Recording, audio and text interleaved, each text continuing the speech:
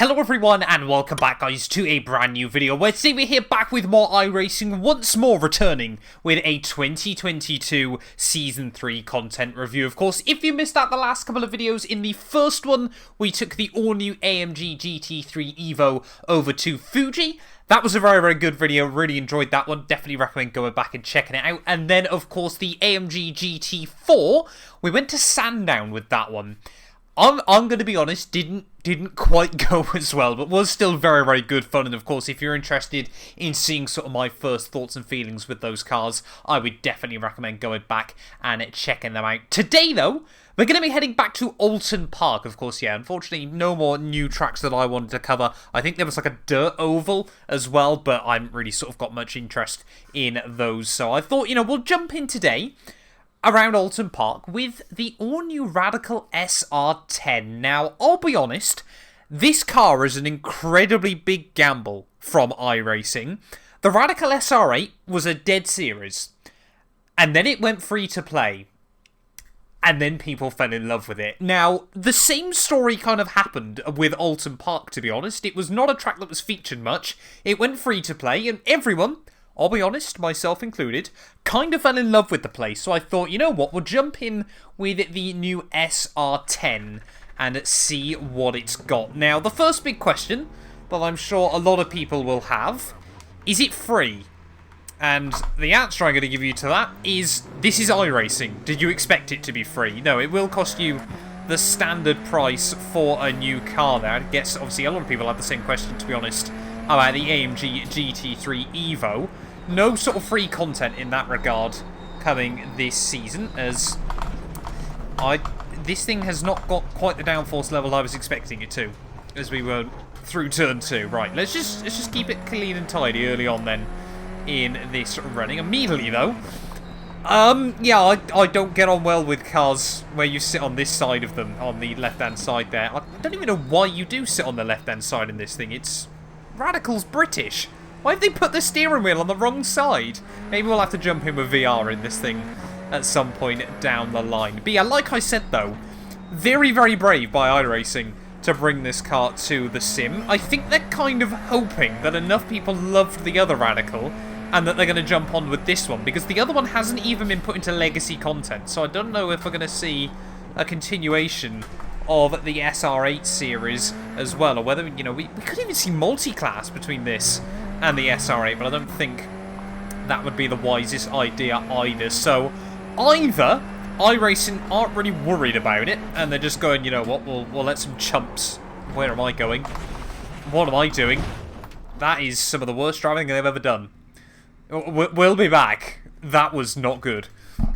Yeah, sorry, as I was saying then, yeah, whether iRacing sort of planned with this car was, you know what, we'll just see how many people we can charge $12 and how many of the suckers will buy it. Yep, I'm including myself in that. Or whether they do genuinely believe now people are going to think the free Radical experience they were given is going to be worth the upgrade onto this new one. It's going to be very interesting to see how this plays out, because I can really see it going either way, to be honest. I mean, it's so gutting. Things like the Brazilian stock cars, they were dead immediately. I attempted to do, I think, the first broadcast event in that series. So first week, new cars, Interlagos as well, and there was no interest at all. I think there were about 30 people signed up, so I think it got split over 2 splits of, yeah, about 15 cars. And then it just, yeah, never really, I mean, it never even got back to those numbers by week 2, and it was kind of gutting, I'll be honest. Now, for those of you, the people that aren't from Britain, you might be going, Matt, what on earth is a Radical? Now, Britain has always had a way with cars. Obviously, the Americans, they're known for liking their power. A big V8 motor in the front, everything like that. The Germans as well, to a certain degree, are sort of a big fan of power. We do it a little bit different on this little island. Yeah, fuel has always been a little bit more expensive. So, how do you make your race car quick? We've always listened to our Lord and Saviour, Mr. Colin Chapman, who said to make a car fast, you make it quick around the corners. And to make it quick around the corners, you make it very light. So, yeah, this thing, is kind of obviously just absolutely sort of plucky little British engineering. You know, this thing was definitely built in a shed somewhere. You know, it's your typical, like, your Lotuses, like your Caterhams, everything like that.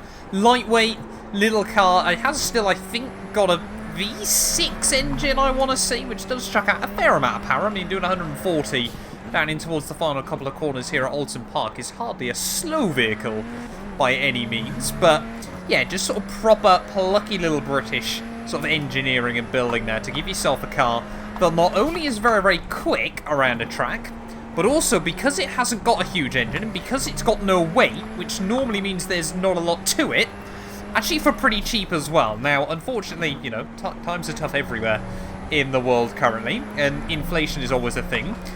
Cheap, I don't think, is the way you can describe any kit cars nowadays, because, I mean, even, yeah, it kind of, you struggle to justify spending a lot of money nowadays, sort of at least £25,000. I mean, this thing would go for a huge amount more than that.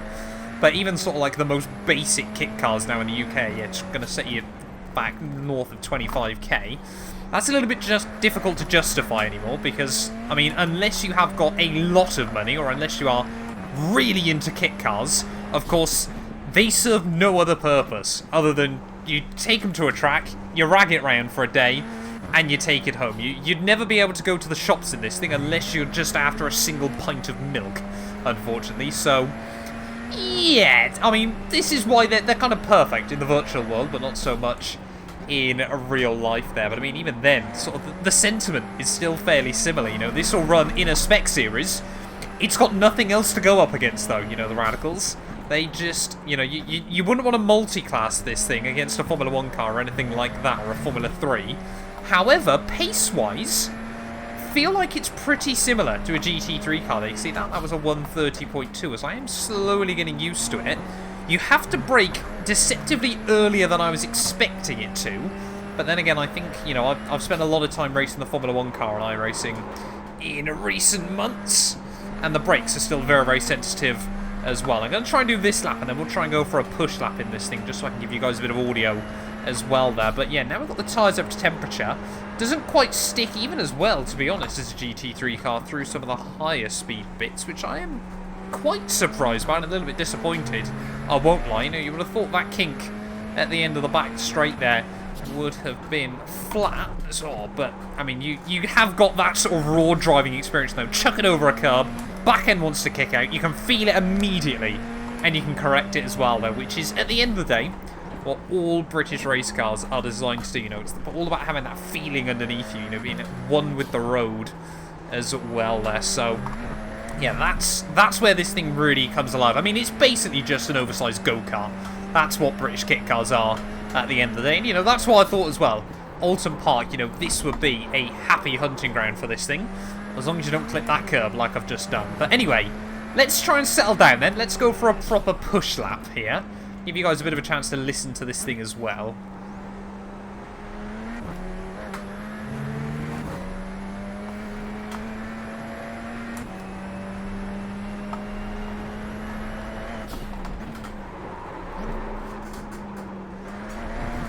Not my finest line down at turn 1, but we won't worry about that too much.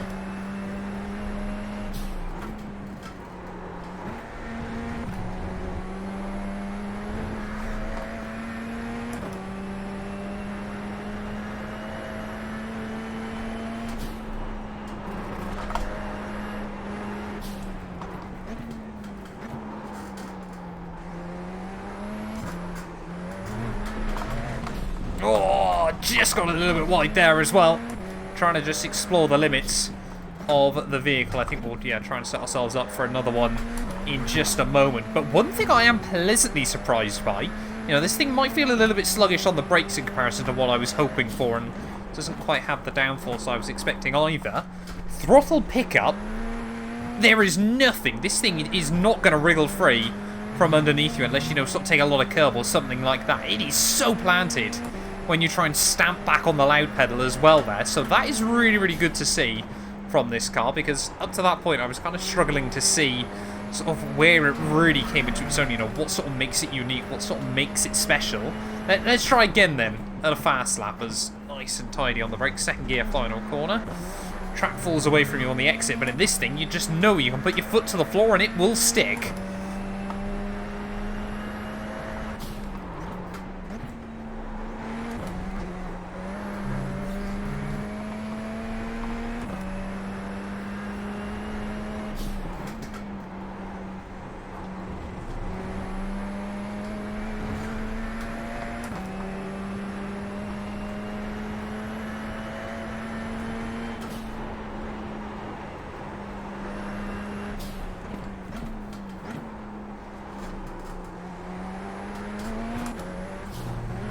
No!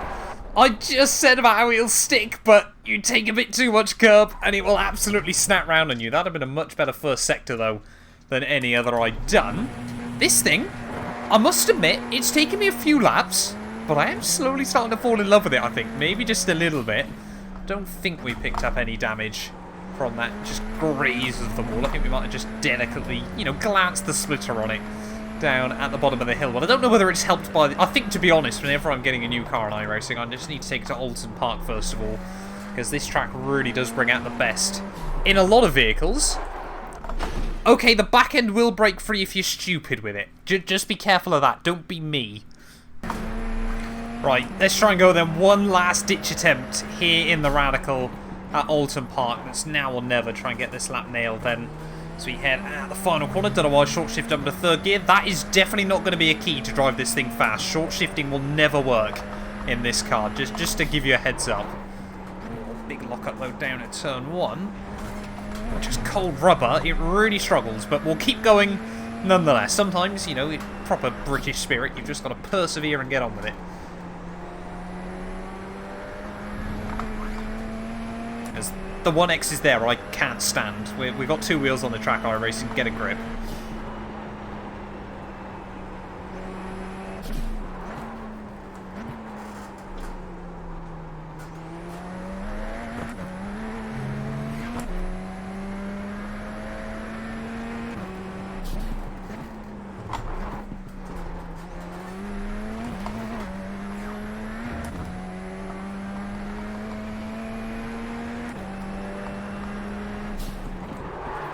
Oh!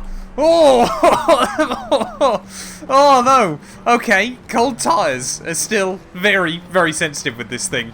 That was almost quite a nasty crash down the end of the straight, but yeah, I think we will call it a day there though with the new Radical SR10.